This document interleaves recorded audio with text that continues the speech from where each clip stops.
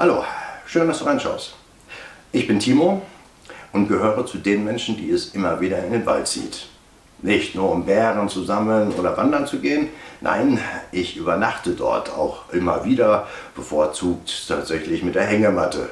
Und zur Übernachtung gehört auch irgendwo das Feuer, nicht nur um mein Essen zuzubereiten oder Kaffeewasser zu haben, sondern auch der Atmosphäre wegen. Das ist irgendwie so was Existenzielles und oftmals bin ich halt auch alleine dort. Dann sitzt man dort an seinem Feuerchen, schaut hinein und kann etwas sinnieren, seine Gedanken ordnen und vielleicht über die gelaufene Woche nachdenken.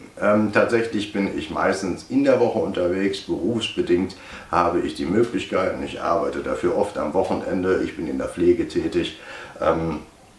Nichtsdestotrotz war ich jetzt an einem Wochenende an der Biegetalsperre, ein etwas ungewöhnlicher Platz für mich. Nichtsdestotrotz war ich halt im Wald und habe auch dort abends mein Feuerchen gemacht und auch am frühen Morgen oder morgens, um mein Kaffeewasser zu machen, und bekomme direkt Besuch vom Forstbeamten. Ja. Ich werde das Video hier unten drunter einmal verlinken, wenn es dich dann interessiert, aber natürlich habe ich entsprechende Sequenz nicht gefilmt, Datenschutz brauche ich dir nichts erzählen. Aber ich habe jetzt aktuell gestern Post bekommen. Ich komme mal näher, damit du siehst, dass ich dir keinen Schmuh hier erzähle. Kannst du es lesen? Jetzt, ne? Ja, das ist kein dummes Zeug, was ich dir erzähle. Ich habe tatsächlich Post bekommen. Und wenn du selber regelmäßig im Wald bist oder vielleicht auch unregelmäßig und dort Feuer machst, dann seist du Prepper, Bushcrafter, Survivor, was auch immer, solltest du dir vielleicht das mal hier gerade anhören, weil das kann nämlich ein richtig, richtig teurer Spaß werden. Ja, also ich habe hier so eine kleine Lektion, bin noch mal mit dem blauen Auge davon gekommen, aber im Ernstfall kannst du dir echt dein Leben damit versauen. Also, bleib mal gerade dran und schau dir das hier an.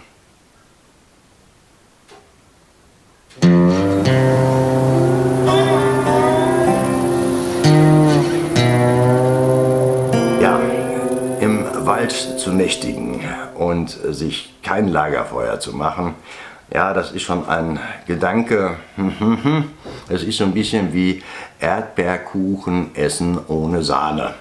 Also mir geht es wenigstens so. Ne? Schmeckt auch ganz toll und hervorragend, aber irgendwie fehlt da das Sahnehäubchen.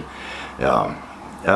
Obwohl ich sagen muss, so im vergangenen Sommer 2018, der extrem trocken geworden ist, habe ich tatsächlich oft auf das Feuer verzichtet, habe mir irgendwas Fertiges mitgenommen, was ich dann so verzehren konnte, oder ich bin einfach gar nicht gegangen. Das war mir tatsächlich zu riskant, zu heikel. Auch wenn es hier jetzt, bis jetzt, wir sind jetzt gerade mal im Juni, doch verhältnismäßig viel geregnet hat, glaubt man wenigstens, weiß ich, ich arbeite viel im Garten, bin mit meinen Händen da wirklich im Boden drin, gestern noch sicherlich auf 40 cm tief. Und weiß, wie trocken alles wirklich ist, auch wenn die Stauseen gerade wieder aufgefüllt sind. Ich glaube, am Grundwasserspiegel, da hapert es immer noch und die Böden sind tatsächlich furztrocken. Ja, also ich kenne das aus der Vergangenheit ganz anders.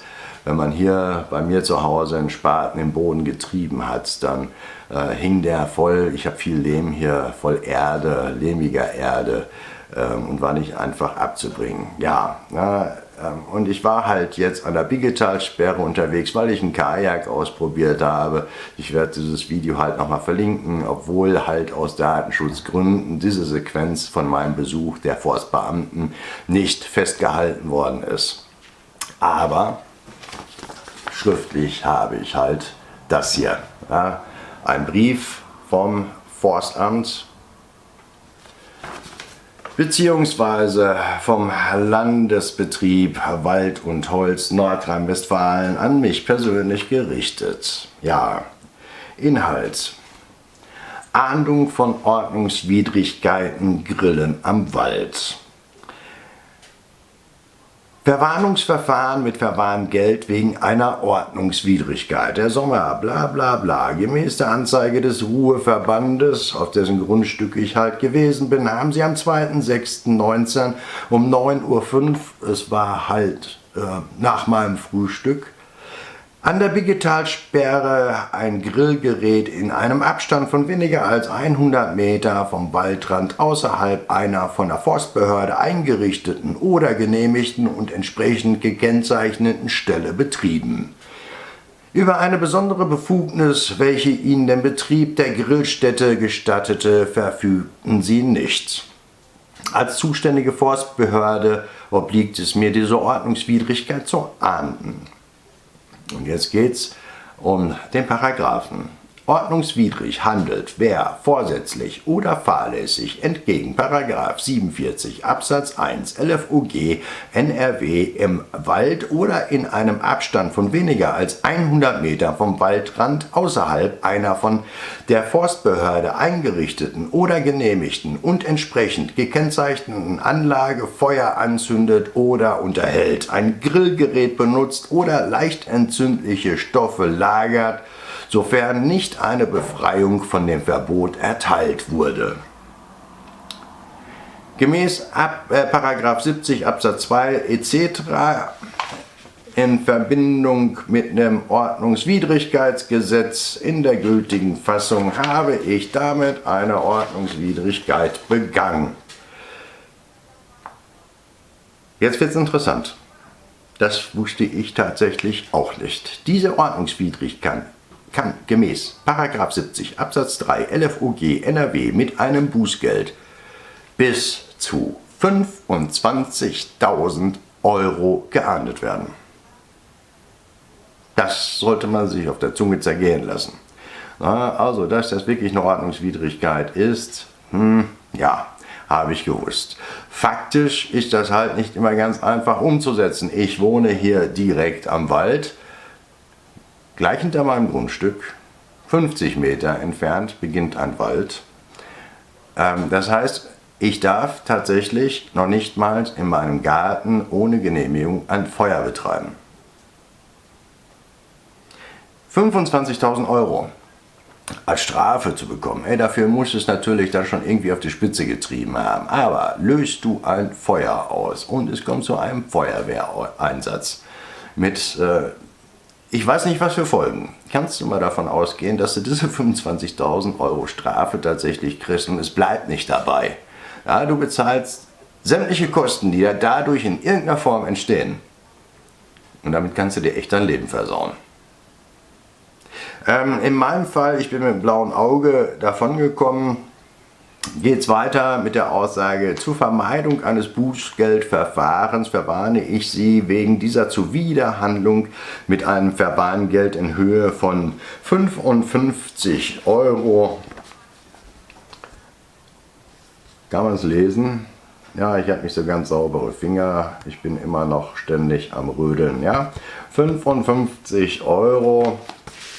Und wenn ich das binnen 7 Tage überweise, erkläre ich mich da auch dann zu bereit, bin damit einverstanden und genau das habe ich dann auch getan.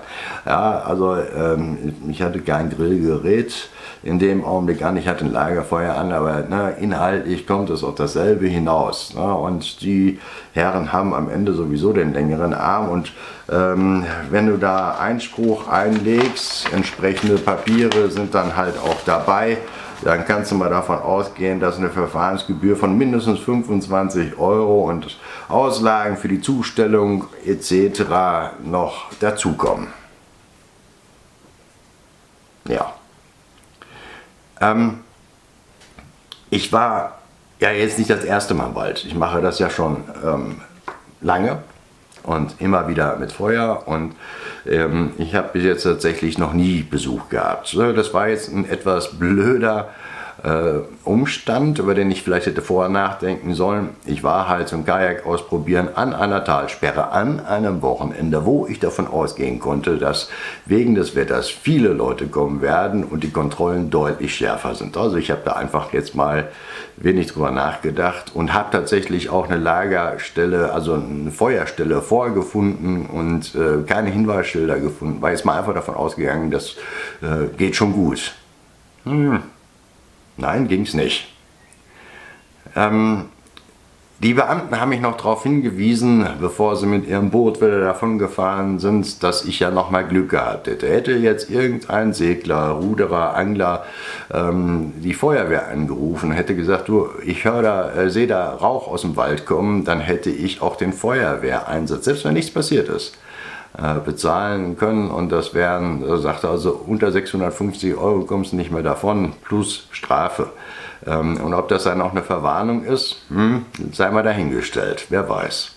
Ich selber lebe hier im südlichen Sauerland, wirklich in unmittelbarer, also in der Nähe zum Rothaargebirge, als natürliche Grenze zum Wittgensteiner Siegerland, wo ich dann auch wirklich immer wieder übernachte, einfach deshalb, weil das so noch mit der schönste Waldbestand ist, den wir hier, und vor allem größte Waldbestand ist, den wir hier im Umkreis von, ich habe keine Ahnung, wie viele Kilometer tatsächlich noch haben. Arnsberger Wald wäre auch noch eine Möglichkeit, aber da bin ich halt viel schneller. Dieses Gebiet, das Rothaargebirge, ist zum Beispiel sehr bekannt, ist der Rothaarsteig. Eine Wanderstrecke, ich glaube, von 380 Kilometer, hier praktisch quer durch das gesamte Sauerland, wirklich am Rande des Sauerlands dran her. Ist sehr gut vermarktet und entsprechend gut besucht. Es gibt nicht nur Wanderwege, es gibt auch Radwege, und abgesehen davon ist in diesem Bereich dann auch noch ein sehr guter Heidelbeerbestand, der auch sehr beliebt ist. Und aufgrund des hohen Aufkommens an Touristen in der Gegend sind auch entsprechend viele Ranger unterwegs. Auch da habe ich bis jetzt noch Glück gehabt, und bis auf Wildschweine hat mich da noch niemand besucht, aber das ist halt jedes Mal so ein kleines Glücksspiel. Wenn ich jetzt so drüber nachdenke und überlege, was für Folgen das dann tatsächlich haben kann, werde ich wahrscheinlich zukünftig, es gibt Stellen, wo es erlaubt ist, die sind dann, wie gesagt, gekennzeichnet, die sind in Wanderkarten vermerkt, liegen dann meistens auch sehr nah an Ortschaften. Das ist eben das, was mich dann stört. Aber ich denke mal, ich werde die dafür aufsuchen. Ja. Das Ganze da natürlich sagen, ja, ich möchte aber das Trainieren und Üben mit dem Feuer machen, das Ganze da halt auch. Wie gesagt, die Böden sind unheimlich trocken. Ich war gestern noch 40 cm bis hierhin mit den Armen in der Erde, und du ahnst nicht, wie trocken das Ganze ist. Ja, so ein Wurzelbrand, der ist, ja, also du gehst weg, du glaubst, du hast dein Feuer gelöscht und du hast alles getan, und unter der Erde glimmt es weiter, und da ist einfach nichts mehr, was das großartig auffällt. Ja, das kann sich wirklich da durchbrennen, kann es auch unter anderen Umständen, aber wenn der Boden richtig feucht ist, dann minimiert sich das Risiko, je nach Holzart, Wurzelart natürlich, aber auf also eine Unwahrscheinlichkeit, aber jetzt gerade ist das echt gefährlich, und wie gesagt, du kannst dir dein ganzes Leben damit ruinieren. Also solltest du dir das vielleicht doch überlegen, ob du ein Feuer machst und wo du es machst. Ne? Und es ist wirklich Schnuppe, ob du einen Hovokocher benutzt, einen Holzvergaser, einen Spirituskocher, einen Espritkocher, einen Grill dabei hast, was immer du da benutzt, es ist ein Feuer und unterliegt eben diesem Gesetz. Und es gibt so manche Videos, die sagen, na ja, wenn du das alles klein hältst und der Förster, der kommt dann vorbei, dann drückt er dann eventuell so noch ein Auge zu, weil du hast hier Bäume ordentlich beschnitten und Altholz runtergeholt, was du da dann benutzt hast, um dein Feuer zu machen. Ja, ja, also je nachdem. Ich habe aber jetzt mit einem Jäger gesprochen, bekannten Jäger, und den habe ich halt gefragt, hör mal, was machst du mit jemandem wie mich, der weiß von mir und meinen Aktivitäten, wenn du den in deinem Revier erwischt. Und er sagte mir ganz klar, dass er so rein rechtlich da keine Befugnisse hat, aber er hat ja ein Handy.